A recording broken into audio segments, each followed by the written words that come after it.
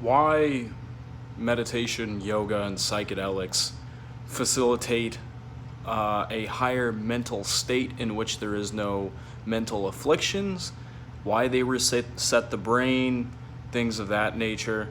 It has a lot to do with creating new neural pathways in the brain.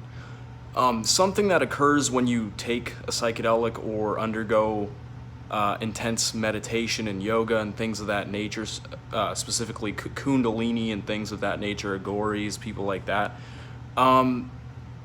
During this time, your brain is undergoing changes. New neurological pathways are being created. You're allowing your mind to be at rest, so to speak. There's not a lot of free-flowing thought occurring.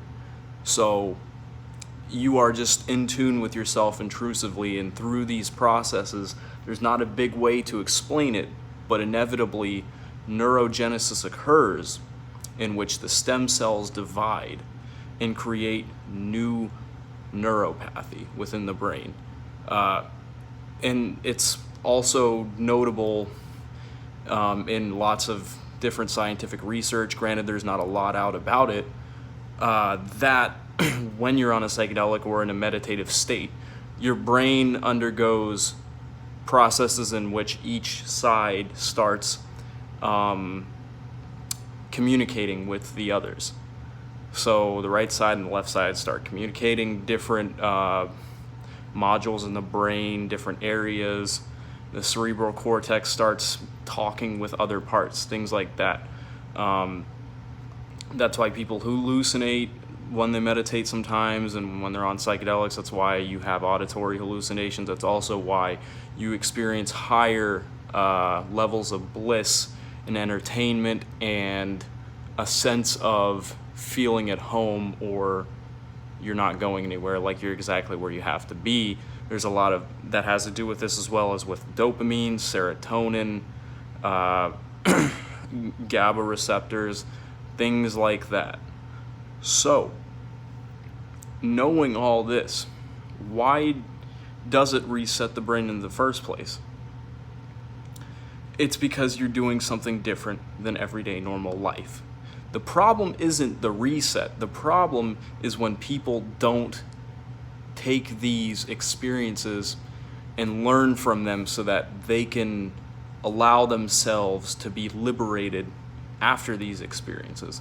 So most people, after having these fortunate experiences, will come back to reality at some point. And there's nothing wrong with that. But if you want to attain this state and keep it active for as long as you want, then you're going to have to practice, and you're going to have to keep that innate knowledge of what occurred during your experience going in everyday life. Yeah, you're going to feel, sometimes you're going to feel negative feelings or super positive feelings, but you can't attach to that either. You have to realize that you are an omnipotent consciousness within everyone and everything on this earth, which is considered living. So you do not identify with yourself. You start identifying with everything, because without the atmosphere, you wouldn't be able to breathe.